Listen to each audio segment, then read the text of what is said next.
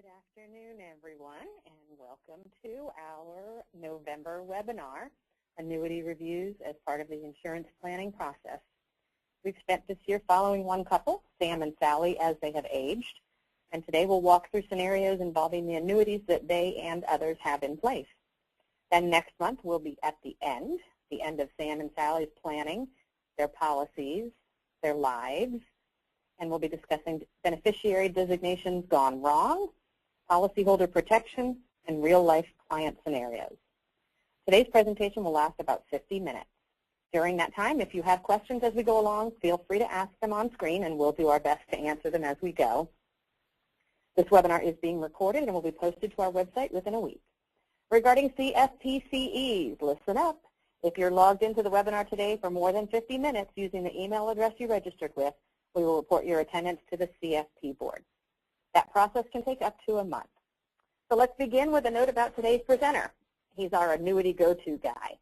Jerry Skapyak has been in the insurance industry for 20-plus years, handling product development and intelligence analysis for 2 top-rated insurance companies, and he's been with us since 2008. He is a vice president in our advisor services team, and he's an expert at assessing clients' needs and the benefits most important to them to tailor the right product for their unique circumstances. And I now give you Jerry Skapyak.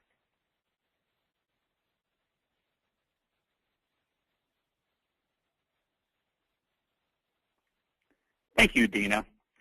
Today we are going to talk about what it is I typically look at when I'm doing an annuity review. As you can see, it's kind of a 6-step process. We're going to take a look at how surrender charges affect the overall recommendation. If the annuity is qualified or non-qualified, we're going to look at the cost of annuities. We're going to take into account how old clients are. We're going to spend a lot of time looking at the death benefit and the income riders that are on the annuities, and then we'll get to the recommendations. So step 1, the surrender charges of the variable annuities. All right. So the first thing is simply, is there a surrender charge or not a surrender charge on the annuity? Surrender charges on annuities can vary. If it's a typical fixed deferred annuity, variable annuity, you're going to see somewhere between, could be anywhere from 3 to 7 years is typical. If it's an equity index annuity or if the annuity has a bonus on it, it can be much longer, up to 15 years or even longer. So if there is a surrender charge in an annuity, most of the time there's nothing we can really do with it at that time. It's best just to leave it sit. But if there is no surrender charge, then we go on to step 2 and take a look at if it's qualified or non-qualified money. Qualified meaning the money came from like a 401k, an IRA. Basically, the client hasn't paid taxes on it. So if it's a qualified annuity,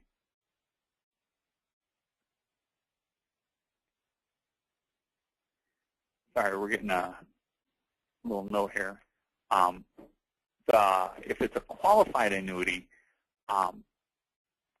if there's no riders or anything on the annuity and there's no surrender charges on it, typical recommendation is going to be just do a 1035 exchange, roll that annuity into a qualified plan that you can manage. Depending on where the client is in life, it may make sense for them to start taking income. So it is very possible that we could look at moving that money out of that annuity into a single premium immediate annuity to provide them with guaranteed income for life. There are other benefits that are tied to the plan. So like this is what I was talking about, if there's like an income rider or something on it, we take all that into consideration when we're reviewing the annuities. Now, if it's a non-qualified annuity, as we've been talking about Sam and Sally through our whole webinar series this year, so we're going to say Sam has an annuity and he may have some overall objectives with that annuity. Maybe Sam is a top earner. He's already maxed out his contribution he's maxed out his contribution to his 401k plan. He's already contributed to his Roth IRA. But he will still benefit from some deferred growth in a product. Well, it may make sense for Sam to contribute money to the annuity. or it may make overall sense investment-wise to hang on to the deferred annuity. We also want to take a look at and determine what is the cost basis of the annuity. And the reason we want to look at that, if the annuity has an even basis, so maybe there's, because we're looking at the basis if they're considering surrendering the annuity. If the basis is even, there's going to be no tax or very small tax hit to the annuity, so it may be good just to surrender the annuity. If there's a large basis in the annuity, so our cost basis is greater than the account value, we may want to do a 1035 exchange into a low-cost annuity and wait for those values to grow up to equal the basis and then surrender the annuity. If we surrender the annuity, that annuity when there's a large basis, you cannot take that as a loss when doing the client's tax return. According to all the insurance companies and all the lawyers at the insurance companies, they say you cannot take that as a loss. So to avoid losing that potential growth you can have tax-free, it may make sense to transfer that annuity to a lower cost one. Or if you have a small basis and a large gain, well, if they surrender that annuity then, they're going to have a large tax bite. With annuities, all the gains are taxed as ordinary income. Also, if they're under 59.5, they're going to have a 10% penalty. So let's move on to step 3. Let's take a look at the cost of the annuity. With variable annuities, the costs are very transparent. We know exactly what the mortality and expense charge or the M&E charge. We know what the administration charges. We know what the charges for the riders. We know what the charges are for the sub-accounts. But when we look at other types of annuities, the expenses are not spelled out so clearly. With a fixed deferred annuity, they still have a lot of these charges, but you just don't see it. Say your client's going to earn 3% in a fixed annuity. What you don't see is the insurance company may be earning 4 or 4.5% on that money, but they're only crediting the client 3%. That's how they're paying for all this. If it's an equity index annuity, there is what's referred to as participation rate and caps, which limit how much the client can actually earn in those annuities. That's the way the insurance company recoups their charges for and expenses for the annuity. So step 4, the client's age. Well, we kind of touched on this already, but if the client is under age 59.5, they're going to pay a 10% penalty for any money that's taken out of the annuity. Why do I say any money? Because gains come out first. So those gains, when they come out, are going to be taxed at 10% to that client. Step 5, looking at the death benefit and income riders. Now, normally we don't really recommend death benefits on annuities, but there are times when the death benefit may be beneficial to the client. So if the client is unhealthy and older, well, they may want to keep that annuity for that death benefit because that may be the only way they can get some form of a death benefit. But a lot of you may have heard that leaving an annuity to a beneficiary is one of the worst assets to leave them. And part of that is because that death benefit is going to be taxable to the beneficiary for anything that's over the basis in the annuity. Let me see. I got a question here. Will the cost in Step 3 influence the impact of surrender charges being charged? Yes. A lot of times, the lower the surrender period is on annuity, for instance, this is referring to a variable annuity, the higher the mortality and expense charges are on those annuities. And the impact to the decision to surrender annuity. That a lot of times becomes an evaluation that you, the advisor, need to do, weighing what the surrender charge is on an annuity and then comparing that to savings and fees. I will provide you with all the information that you need to do that analysis. So let's say Sam has an annuity that has a $100,000 basis. His current value in the annuity is $200,000, but he has a death benefit of $250,000. How does the death benefit get higher? There are some enhanced death benefits you can add on to some types of annuities where it will lock in the highest account value on a policy anniversary for the client. So in this case, Sally, if she waits for Sam to pass away, she gets $250,000 of death benefit. $100,000 of that is going to be tax-free because that's going to be a return of the original basis, but then the other $150,000 is going to be taxable to her as income. It's still better than if they decided to surrender that annuity because all she would have got was $100,000 of the basis, and then $100,000 of that would have been taxed, so she would have ended up with less than $200,000.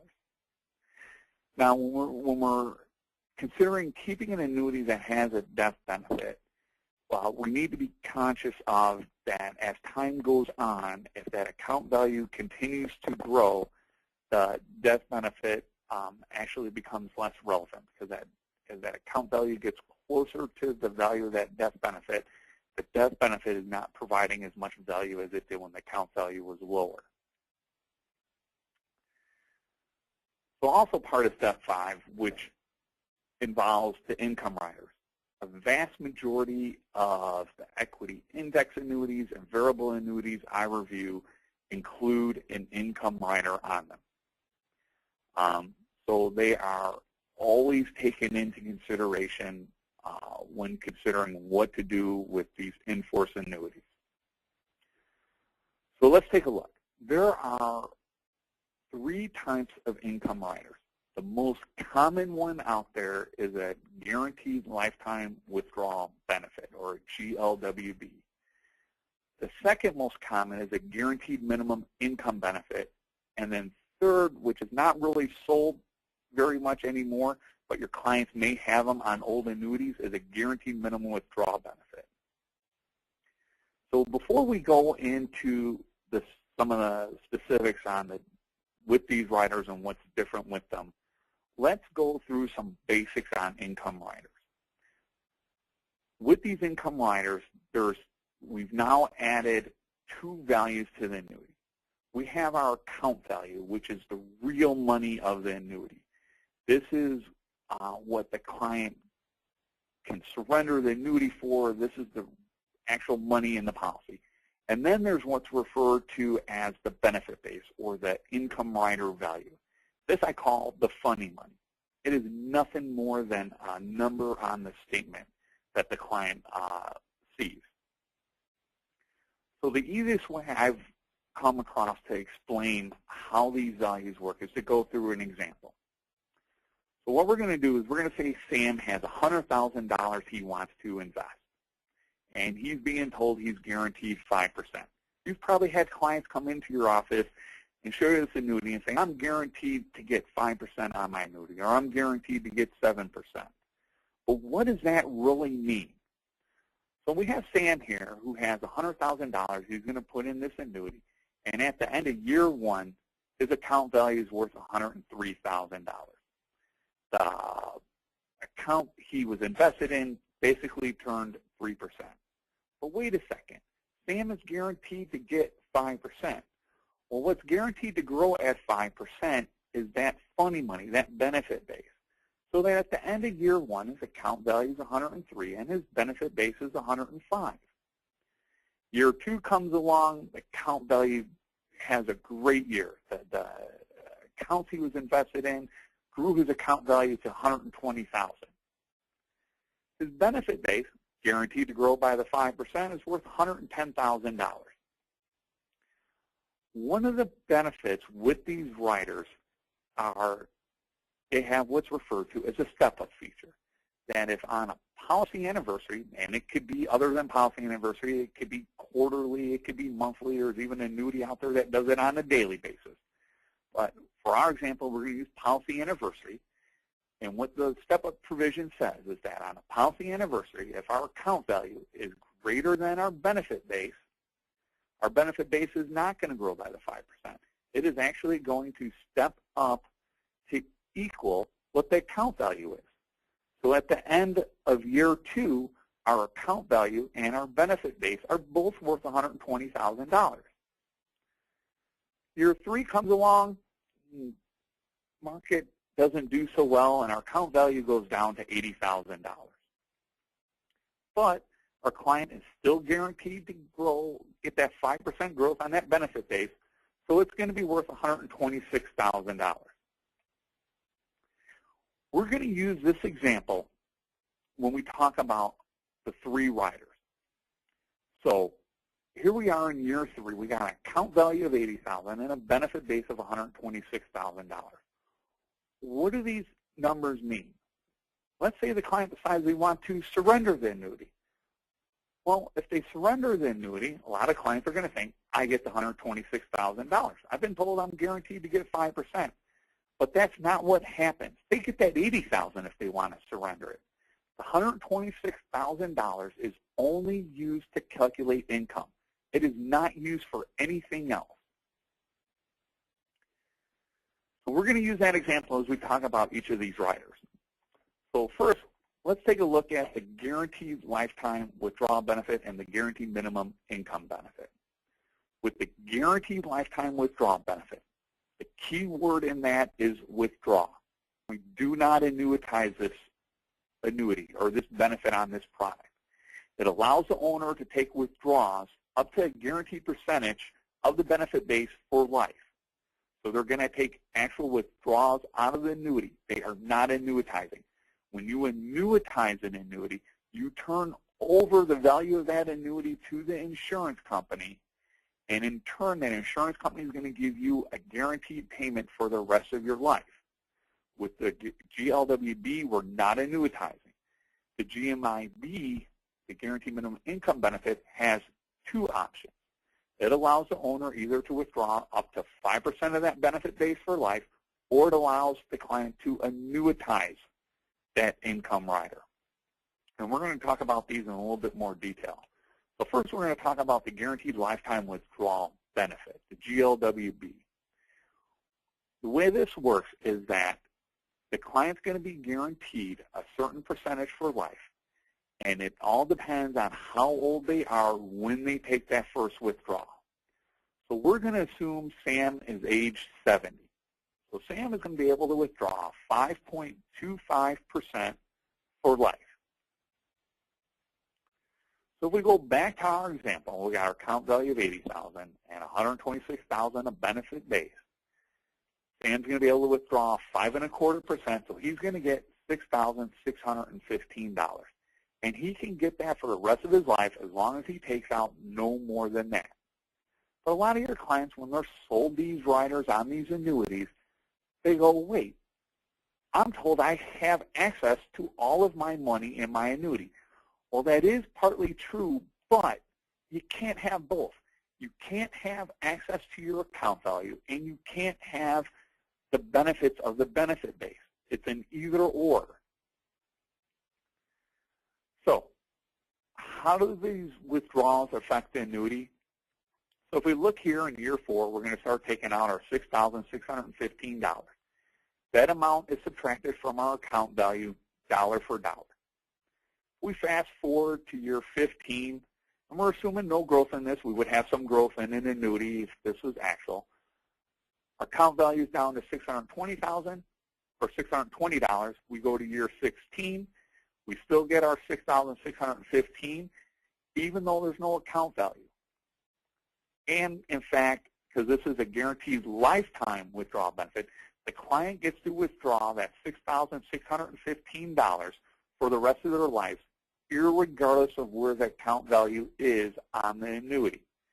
Now, as long as they don't take out any more than the $6,615, the annuity will function as illustrated. But what happens if Sam decides he wants more than the lifetime withdrawal percentage? Well, Sam does have access to that account value. So we'll go back to our example. We got $80,000 account value, $126,000 basis. Sam decides he wants to take out $40,000. Why? I don't know. Sam's going to take $40,000, go to Vegas, and he's going to put it all on red at the roulette wheel. He wants more income. Well, Sam can withdraw that $40,000 out of his annuity.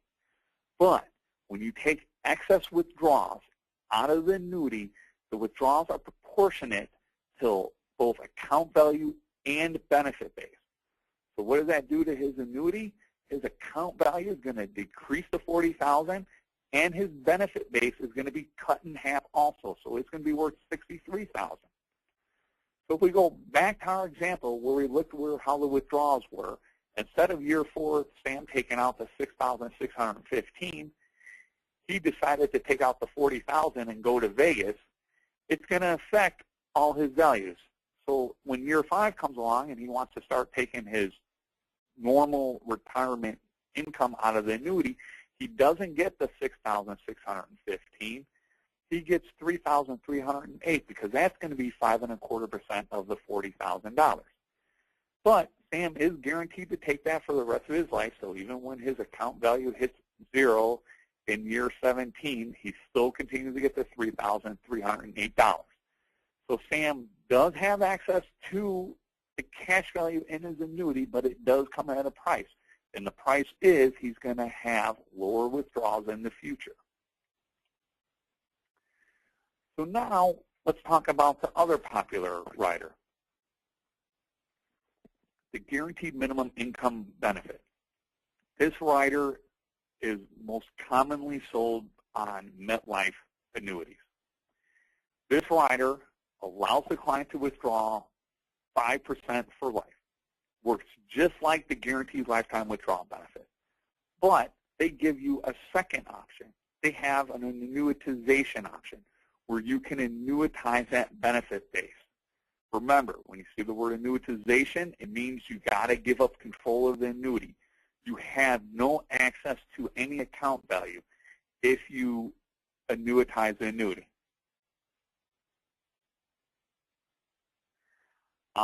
There's a question here. If you begin to take withdrawals, does that mean you lose the option to annuitize? We don't offer MetLife's annuity. I'm not 100% positive, but I will get back to everybody on that. I just need to do a little research on it. So let's go back to our example.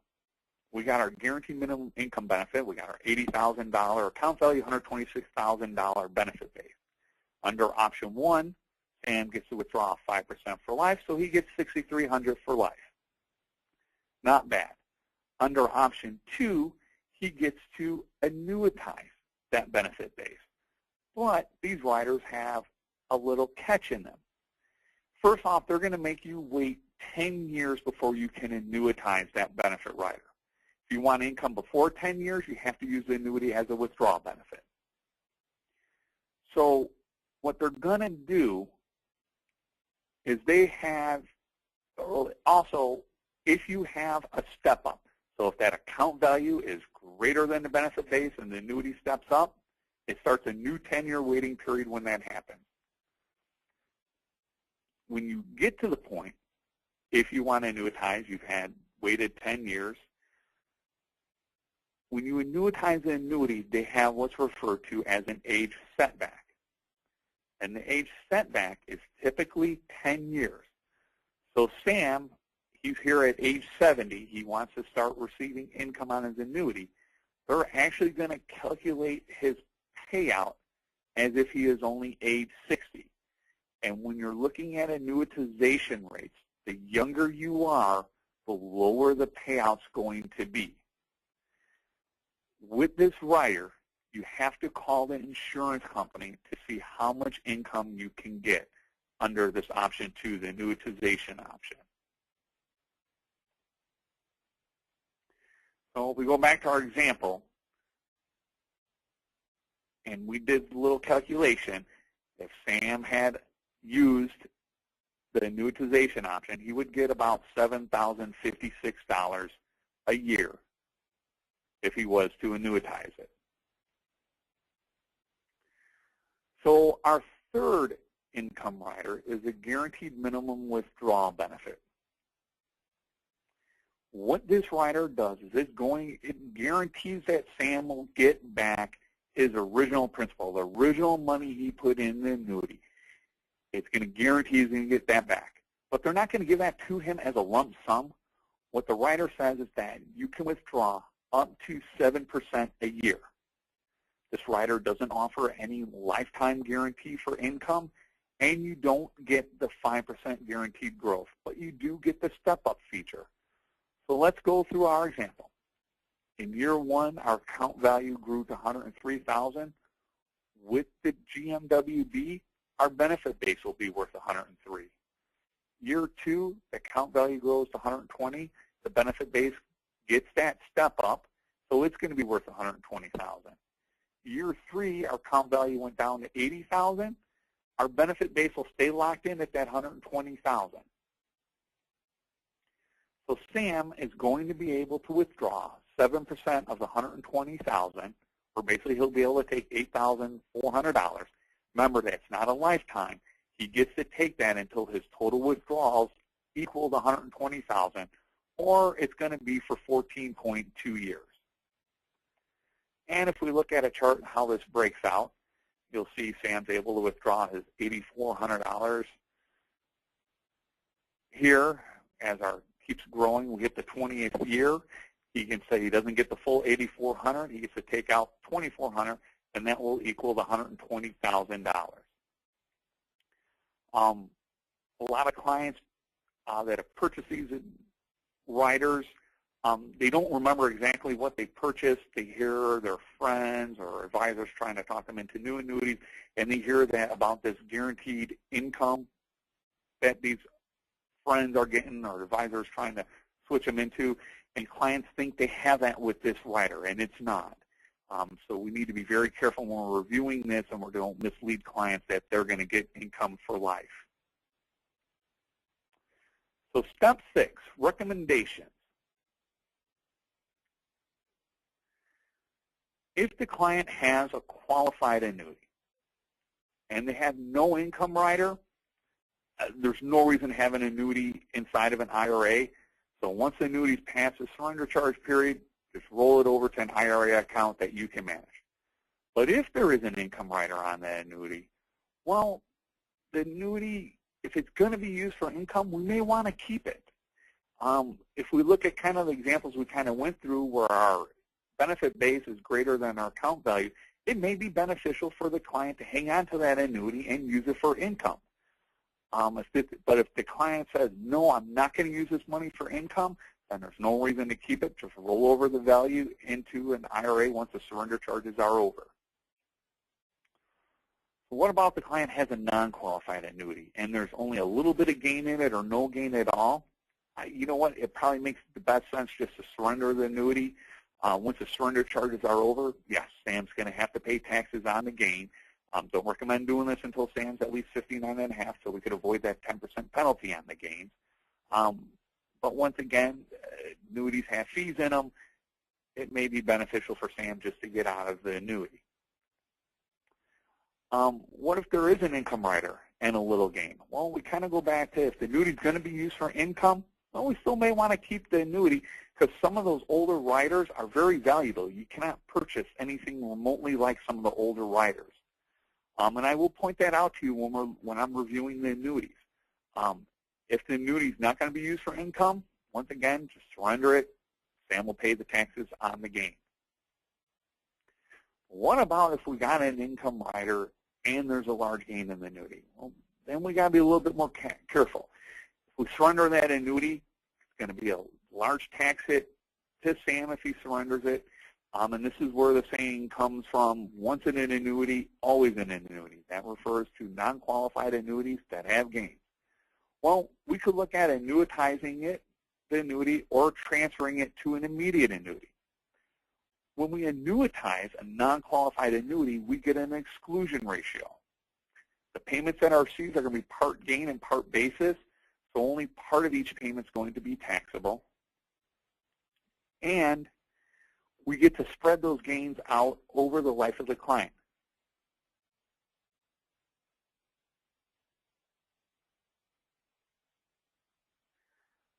All right, going to consider,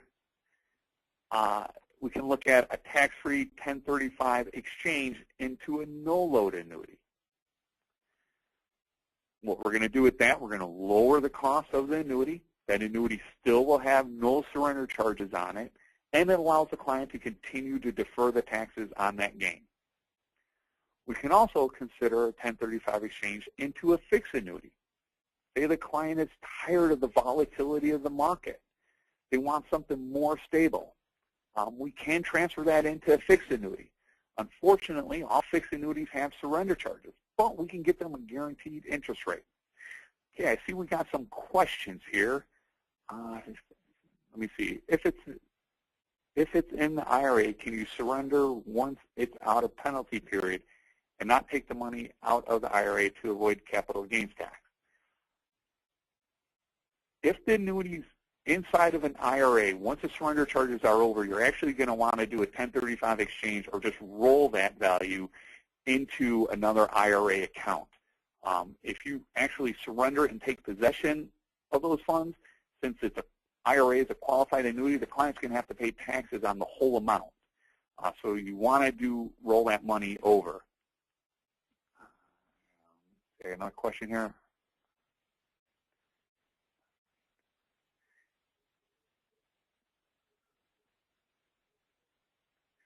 All right. And going back here, and then another option that we have for these annuities to have a large gain, which has become a fairly new option within the last 4 years or so, we can do a 1035 exchange into a hybrid annuity.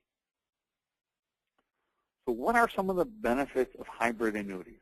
Well, it's a combination of an annuity and long-term care insurance. To qualify for the long-term care portion of the annuity, just like a traditional long-term care policy, the client has to not be able to do 2 of the 6 activities of daily living or have a cognitive impairment. Long-term care benefits are paid tax-free out of a hybrid annuity.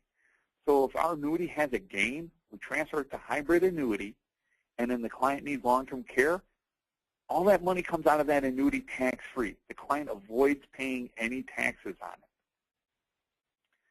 Currently, these hybrid annuities are only available on non-qualified single premium fixed annuities. So we can't look at a variable annuity for a hybrid. It has to be a fixed deferred annuity, and it has to be paid with a single premium. And also, we are able to cover both spouses under one policy. So even if Sam owns an annuity, we can transfer it to a hybrid annuity and cover both Sam and Sally on the same annuity. So why are these annuities so great? Well, we get to leverage assets for long-term care. You know, we're going to look at an example in a minute where we're going to put in a sum of money, and our long-term care pool is going to be 2 to 2.5 times as large as what the original premium was. The long-term care benefits not used, it's still an annuity. So if we don't use long-term care benefits, it passes on to the beneficiary. Whatever the value of that annuity is, passes on to the beneficiary. Also, they could even annuitize the annuity and use it for retirement income. And if the client has an existing annuity, transfer that in. Our money is now going to do double duty. It's going to be an annuity that's going to grow tax deferred, but they're also going to have a pool for long-term care.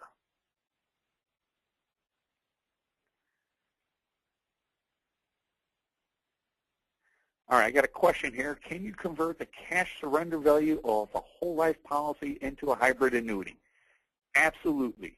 When we're looking at 1035 exchanges, with life insurance, you can go either to another life insurance policy or you can go to an annuity. If the client has an annuity, that annuity can only be 1035 exchanged into another annuity. All right. Are there age restrictions for qualifying for the long-term care benefit?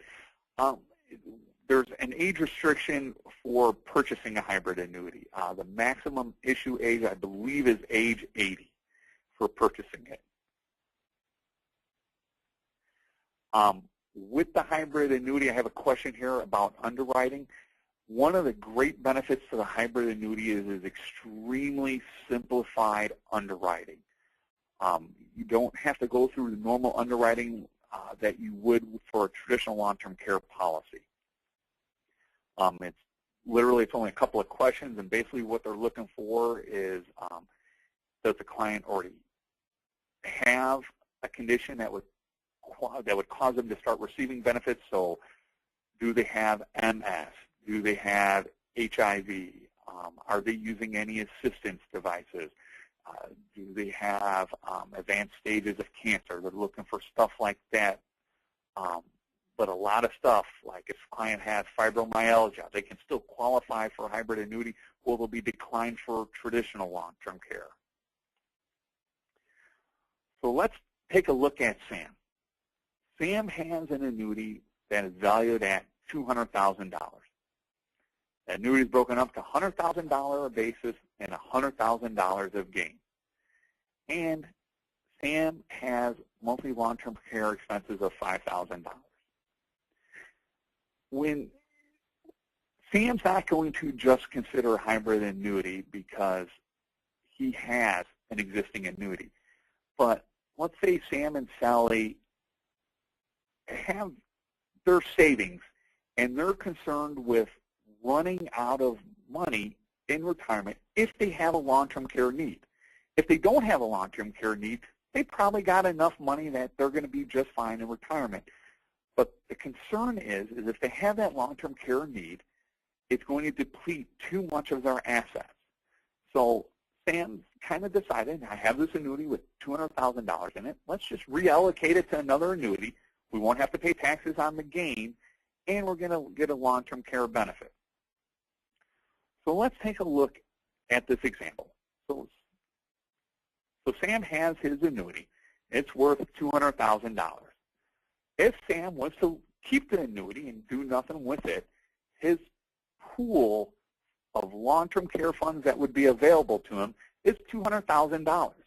His annuity is worth $200,000, so his long-term care pool is also $200,000.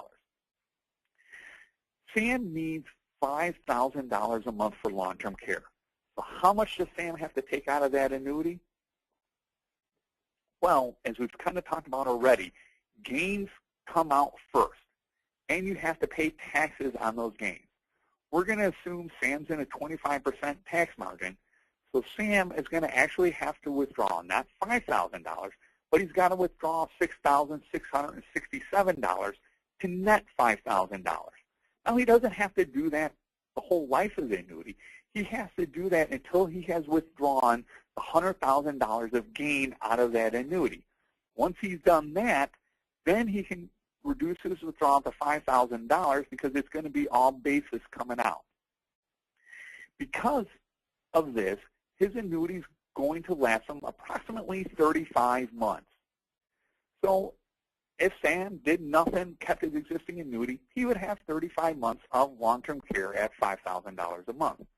But if Sam had just transferred that value of that annuity into a hybrid annuity, his long-term care pool is greatly different. His $200,000 does not create a long-term care pool of $200,000. It creates a long-term care pool of $510,000. And because this is a hybrid annuity, Sam has to only withdraw $5,000 every month to pay for the long-term care expenses. And this annuity is going to last 102 months. So by simply just reallocating some assets or his annuity, he's increased his long-term care pool from $200,000 to $510,000 and increased the month of long-term care he can receive from 35 months to 102 months.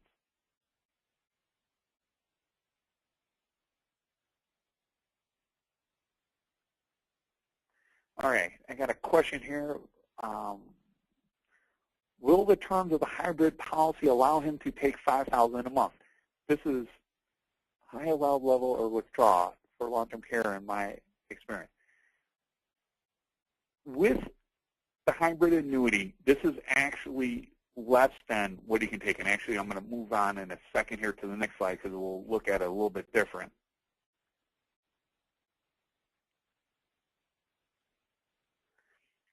All right, there's another question here. Since the long-term care market is in such a flux right now, what is the risk that the long-term care benefits on these products get dropped by the insurer?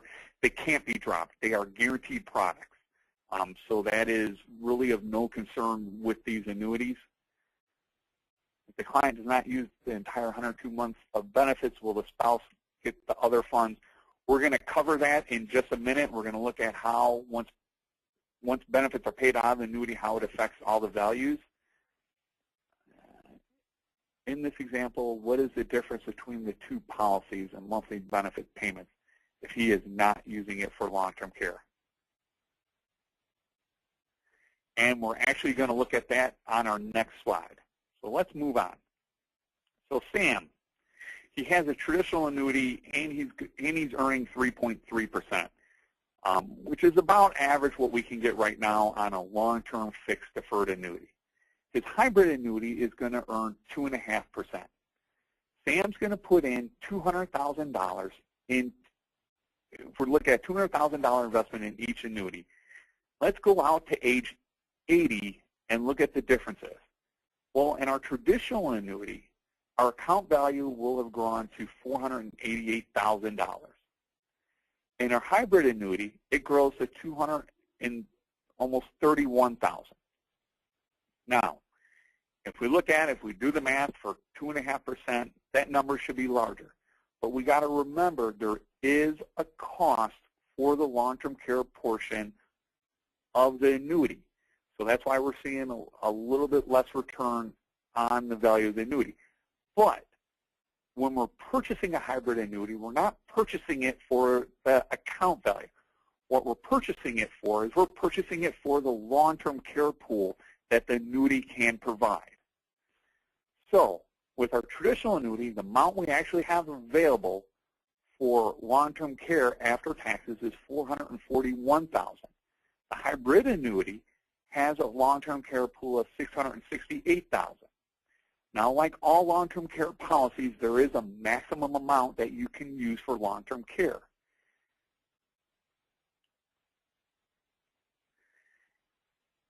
With our traditional annuity, since there's no restrictions, you can take out however much you want to pay for long-term care. The hybrid annuity at age 80 has a maximum long-term care benefit of $11,144. Like traditional long-term care, if you don't use that full amount, it stays in the benefit pool, in the long-term care pool, to be used later on. And these benefits, they have a period of what they're good for, what's used to calculate that benefit pool, like traditional long-term care. On the traditional annuity, that benefit's going to last however long there's account value in that annuity. The hybrid annuity, if the client uses the full $11,144, the annuity will last 60 months. All right, so we got a question here. How do the fees impact the account values? There is a cost. As we can see, our account value is not growing as fast as if it was earning the full 2.5%. So there is a cost for that long-term care. The greater that long-term care, the larger the long-term care pool is over the account value, the more there is a cost for those fees. So let's take a look at how all of the values are affected inside of a hybrid annuity. We're going to go back to our example where Sam needs $5,000 a month. So at age 80, his account value is $223,000. His death benefit is also equal to his account value, and he has that long-term care pool of $668,000. So when he turns 81, he needs $60,000 for long-term care. $5,000 a month times 12 is $60,000. His account value decreases by $60,000. His death benefit decreases by $60,000, and his long-term care pool decreases by $60,000. If Sam was to die at age 81 at the end of that year, his beneficiaries would get the $163,000. Year 2, year 3, he continues to take $60,000 out of the annuity to pay for long-term care. As you notice, all values are decreasing across the board by the $60,000. If Sam was to die at age 83, his beneficiary gets the value of the account value, the $43,000. Sam continues to be able to withdraw the $60,000 a year until his long-term care pool has been depleted. As you notice here at the end of age 91, he still has $8,611 in it. He gets to take that out at age 92, and then the annuity is done.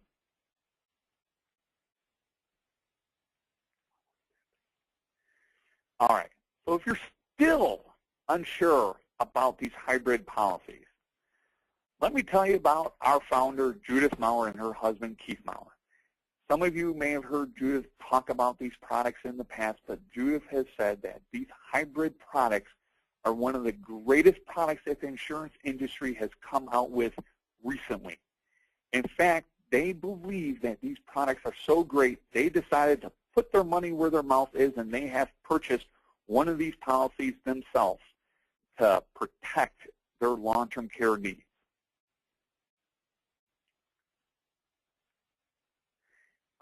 In this example, or the example I just went through, let me back up here. The withdrawal can only be for long-term care benefits. It is an annuity. You can take $60,000 out of this annuity anytime you want, and it's going to reduce the account value of the annuity by the $60,000. If you're taking it out and it is not for long-term care needs, the client's going to have to pay taxes on the gain of this annuity. So this $60,000 at age 81 would have been fully taxable to the client. But because it was taken out for long-term care benefits, it is on a tax-free basis. They do not pay taxes on it. All right, so let's move forward. All right, so we've covered my 6 steps I go through when I'm reviewing an annuity. We looked at how the surrender charges, whether it's qualified or non-qualified. We looked at the cost of the annuities. We looked at how the age of the client impacts the decision of my recommendation. Spent a lot of time on the income riders and death benefits. We went over my recommendations, and we also talked about hybrid annuities. So, did you know November is Long-Term Care Awareness Month? And you all should have received in your inbox today our 4th quarter policy matters that specializes on long-term care. Our LLIS Insurance Academy is filling up. Enrolled today. It's a great way to get some additional education and come down and meet all of us here. And where else would you want to be in Tampa? Our next webinar, which is looking like it is going to be a fun one, is going to be killing off Sam and Sally and looking at the various things that can happen with them with beneficiary designations and what other creative stuff Judith and Mark come up with. We are going to get to more questions once we finish here. So what are the 10 things that make LLIS different? Well, one are these monthly webinars. I am actually looking forward to the December one. I can't wait to see how they're going to kind of bring the hatchet down on Sam and Sally. We are not your competition. For those of you who have not worked with us in the past, all we do is insurance here. We're not money managers. We don't cross-sell any products to your clients. All we do is talk to your clients about the products that you recommend they purchase. Our only clients is you, the fee-only advisor, and we only work with fee-only advisors. We save advisors time and money because you come to us and we handle it all for you. We do a lot of pre-underwriting with insurance policies because we like to avoid surprises. You don't like surprises, the clients don't like surprises, we don't like surprises. We provide advisors education. If you go to our website, we have an insurance glossary there that can answer almost any type of insurance term you're not quite sure what it is. We have advisor tools, and we have our LLIS Insurance Academy. which is coming up. It is filling up quickly. It is on February 6th and 7th here in Tampa, Florida. And what better place to be down here in Florida in the middle of winter. We are also sponsors of the organizations we work with. We're a resource partner with NAFA. I just got actually back from the Alliance of Cambridge conference in Tucson, Arizona. We sponsor the Garrett Planning Network, and we are the exclusive sponsor of the NAFA Genesis Group. We have product specialists for all of the products. I am the annuity specialist, but I also work with long-term care, and if you receive a term quote from us, odds are it has come from me. We are all salaried employees here. None of us earn a commission on any product that your clients purchase. Any commissions or anything like that is paid directly to low-load insurance. When your clients get life insurance through us, we keep you in the loop through our AIM system. You don't need to call us and see where the client is in the process because we're letting you know along the way. And then finally, just because your client purchased a policy from us, that doesn't mean we stop servicing them at that point. We work with the clients. We let you know via email about a month before premiums are due. And then also we keep track of your client's expiration of their term conversion options. And we'll let you and the client know about a couple months before they're going to expire to see if they need additional insurance, if they need to renew that term, if they want to convert it, or if they just want to let it go, the term served its purposes. All right, so now I see a bunch of questions have come in. Let's see.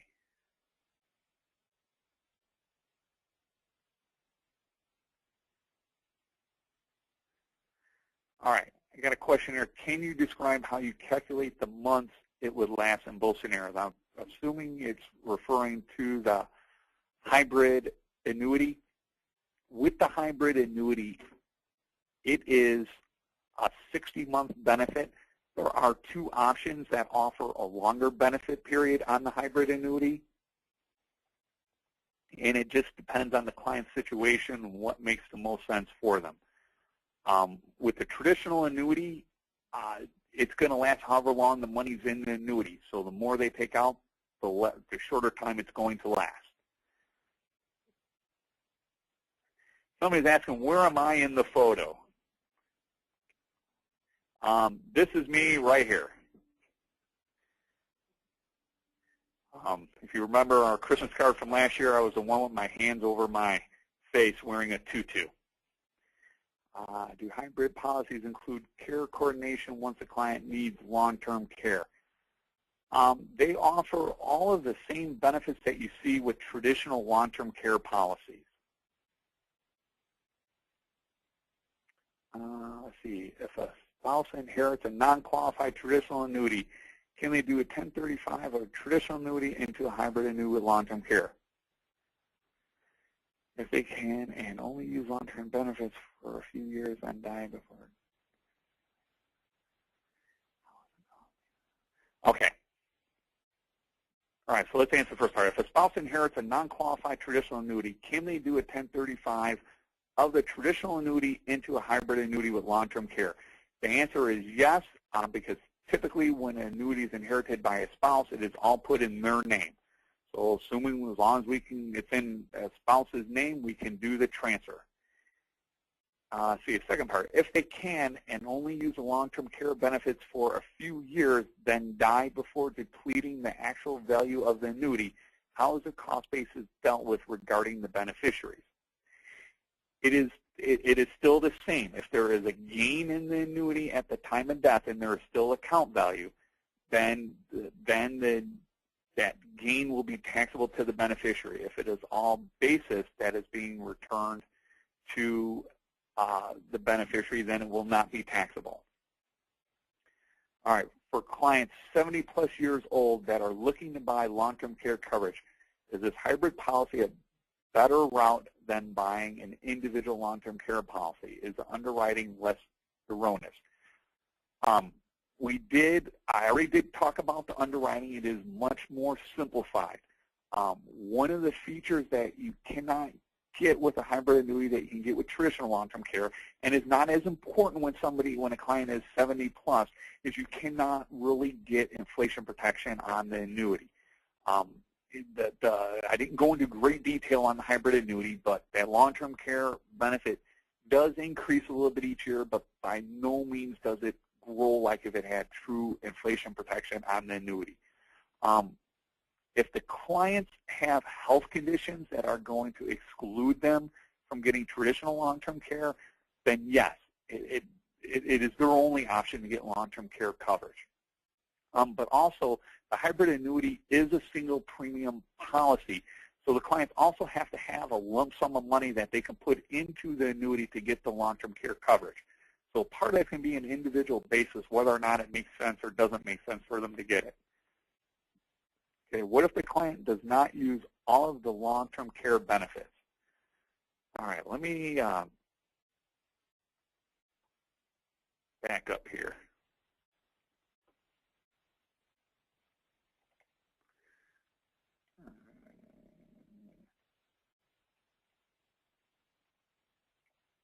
All right.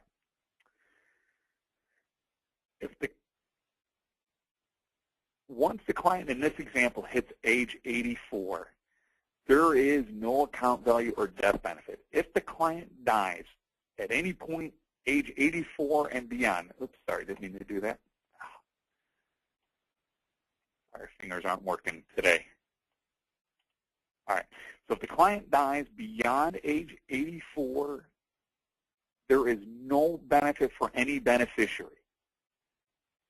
This long-term care pool is just that. This money here in this column is only available for long-term care expenses. If they die up here at age 83, there would be $43,000 that would be available to the beneficiary.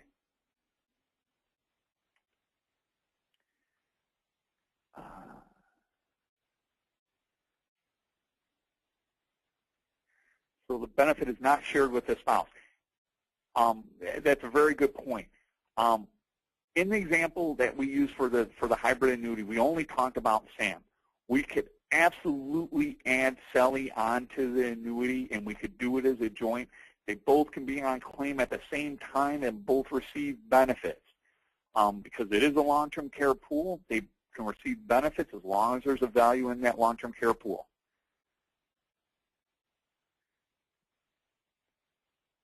Can the beneficiary take over the long-term care pool? No. The beneficiary is only going to get whatever the death benefit or the account value is on the annuity.